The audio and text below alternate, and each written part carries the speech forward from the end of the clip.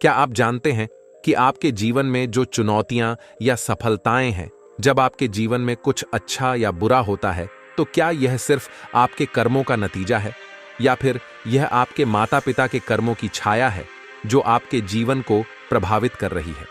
आइए इस गहरे सत्य से पर्दा उठाते हैं कि कैसे माता पिता के कर्मों का फल उनके बच्चों को भुगतना पड़ता है।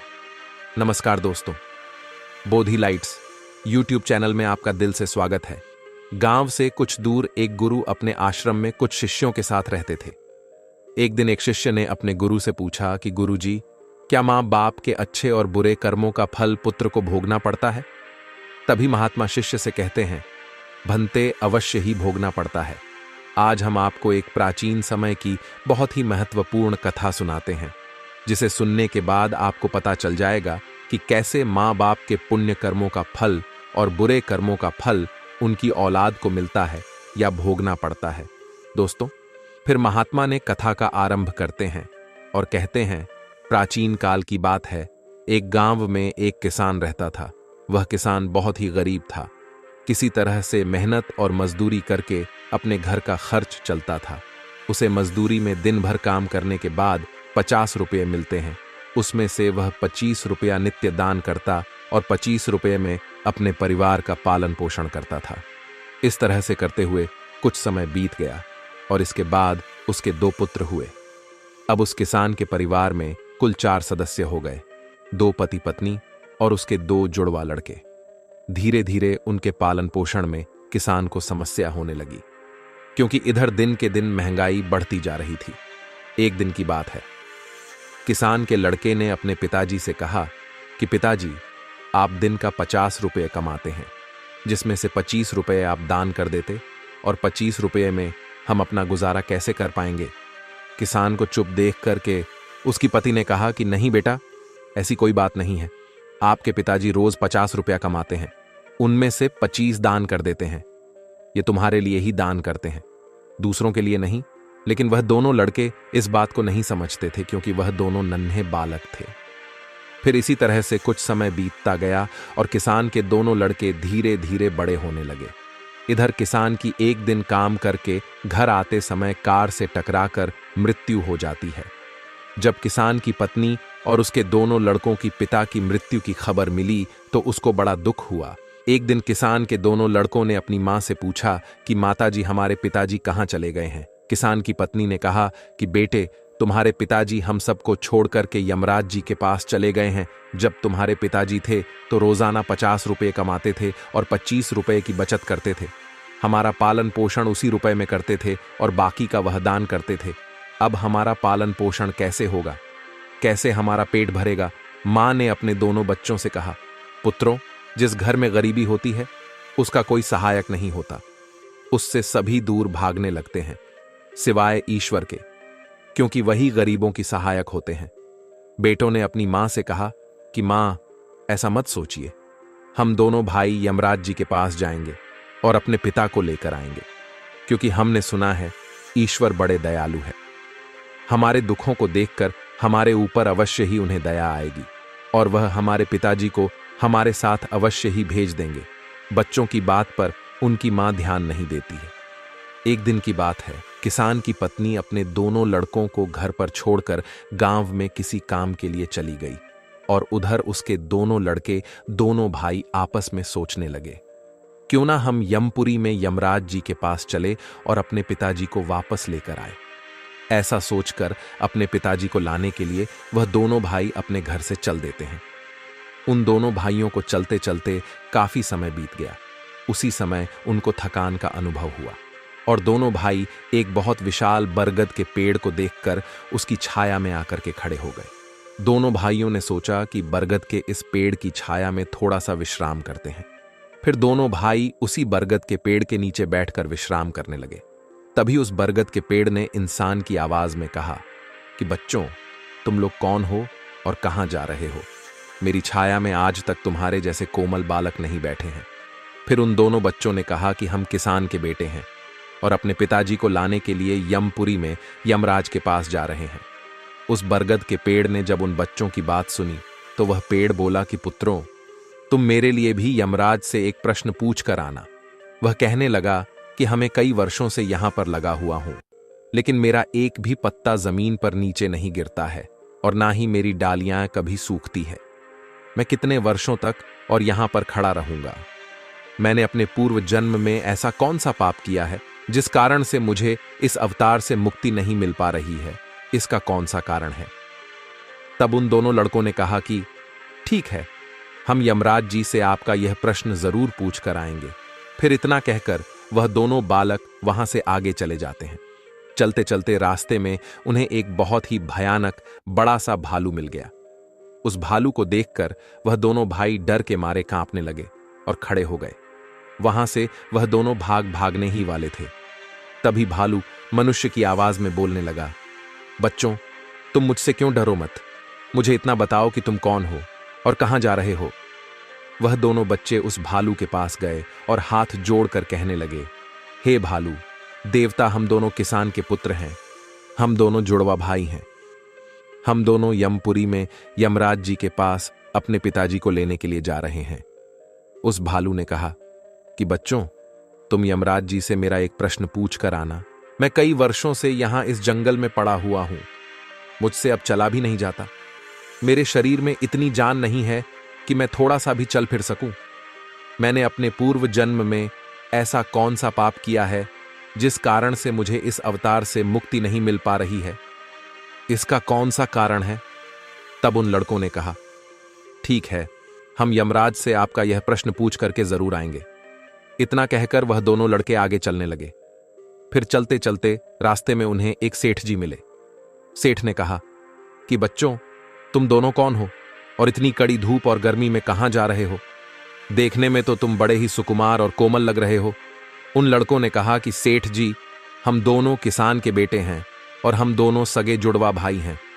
हम दोनों यमपुरी में यमराज के पास अपने पिताजी को लाने के लिए जा रहे हैं। उस सेठ ने कहा कि तुम यमराज जी से मेरे लिए एक प्रश्न पूछ कर आना। फिर वह सेठ कहता है, पुत्रों, मैं चलते हुए राहगीरों की प्यास बुझाने के लिए कई सालों से यहां पर एक कुआं खुदवा रहा हूं, लेकिन इसमें पानी अभी तक नहीं निकला है। मैंने अपने पूर्व जन्म में ऐसा कौन सा अपराध किया था जिस कारण से इस कुएं में अभी तक पानी नहीं निकला है? मैंने इसमें बहुत सारे पैसे भी खर्च कर दिए हैं, लेकिन अभी तक सफल नहीं हुआ। इसका क्या कारण है? उन लड़कों ने कहा, ठीक है सेठ जी, हम यमराज से आपका यह प्रश्न जरूर पूछ कर आएंगे। इतना कहकर वह दोनों बालक वहां से आगे की ओर चल दिए। चलते चलते रास्ते में उन्हें एक बहती हुई नदी मिली। फिर धीरे धीरे दोनों भाई नदी के किनारे पर पहुंचे तो उस नदी से एक मछली निकलकर उनके पैरों के पास आ गई और कहने लगी, बालको, तुम कौन हो और कहां जा रहे हो? तुम दोनों बिना नाव के ही क्यों जा रहे हो? तब उन्होंने कहा कि नाव में बैठने के लिए हमारे पास पैसे नहीं हैं, क्योंकि हमारे जो पिताजी थे वह दिन के 50 रुपया कमाते थे, जिसमें से वह 25 रुपया रोजाना दान कर देते थे और 25 रुपया से हमारा पालन पोषण होता था और किसी तरह से हमारे घर का गुजारा होता था। अब हमारे पिताजी घर पर नहीं हैं, वे ईश्वर के पास चले गए हैं। इसलिए हम दोनों भाई उनको लाने के लिए एवं यमपुरी में यमराज जी के पास जा रहे हैं। उन बच्चों की बात सुनकर उस मछली ने कहा कि बच्चों, तुम यमराज जी से मेरा एक प्रश्न पूछ करके आना। कई वर्षों से मैं इस नदी में भटक रही हूं। मेरी 7 पीढ़ियों गुजर गई है, परंतु मैं अभी तक इसी नदी में भटक रही हूं। मैंने अपने पूर्व जन्म में ऐसा कौन सा अपराध किया था जिसके कारण मुझे इस अवतार से मुक्ति नहीं मिल पा रही है? इसका क्या कारण है? तब उन लड़कों ने कहा, ठीक है, हम यमराज जी से आपका यह प्रश्न जरूर पूछेंगे और वापस आते समय आपको बताकर जाएंगे। इतना कहकर वे दोनों लड़के वहां से आगे बढ़ गए। चलते चलते दोनों भाई नदी के दूसरे किनारे पर पहुंच गए। दूसरे किनारे पर जब वे पहुंचे तो देखा कि एक मरा हुआ व्यक्ति वहां पर पड़ा हुआ है। दोनों भाई उस मरे हुए आदमी को उठाकर जब जाने लगे तो वह मरा हुआ आदमी चिल्लाने लगा और कहने लगा कि बच्चों, तुम कौन हो और कहां जा रहे हो? उन लड़कों ने उसकी आवाज सुनकर कहा कि हम किसान के पुत्र हैं और हम दोनों जुड़वा भाई हैं। हम दोनों यमपुरी में यमराज जी के पास अपने पिताजी को लेने के लिए जा रहे हैं। उस आदमी ने कहा कि तुम यमराज से मेरा एक प्रश्न पूछ कर आना। मेरा शरीर कई दिनों से इस नदी के किनारे पर ही है। कभी पानी की लहर आती है तो मेरा शरीर नदी के अंदर चला जाता है, लेकिन वापस लहर के साथ ही फिर से बाहर निकालकर किनारे पर आ जाता है। ना तो मेरा शरीर गलता है और ना ही सड़ता है। इतने दिनों से जैसा का तैसा ही है। मैंने अपने पूर्व जन्म में ऐसा कौन सा पाप किया था जिसके कारण मुझे इस शरीर में मुक्ति नहीं मिल पा रही है, और इसका क्या कारण है? उन लड़कों ने कहा, ठीक है, हम भगवान महाकाल से तुम्हारा यह प्रश्न पूछ करके जरूर आएंगे। इतना कहा था, वह दोनों बालक चलेने लगे। वहां से चलते चलते दोनों भाई को रात हो गई थी और काफी दिनों से चलते ही जा रहे थे, तो वह दोनों भाई को काफी थक गए थे। तो तभी उन्हें पास में एक झोपड़ी दिखी, तो वह दोनों भाई उसके अंदर सो गए। सुबह जब आंखें खोलीं तो वह यमपुरी में यमराज के पास पहुंच गए। दोनों भाई ने यमराज को हाथ जोड़कर प्रणाम किया और कहने लगे कि हे प्राणदाता, मेरे पिताजी कहाँ पर है? जब हमारे पिताजी घर पर थे तो वे रोजाना 50 रुपया कमाते थे, जिसमें से 25 रुपया का दान करते और 25 रुपया से हम लोगों का पालन पोषण करते थे। लेकिन अब जब वह घर पर नहीं है तो हम दोनों भाई और हमारी मां भूखे मर रहे हैं। आप उन्हें जल्दी से हमारे साथ हमारे घर पर भेज दीजिए।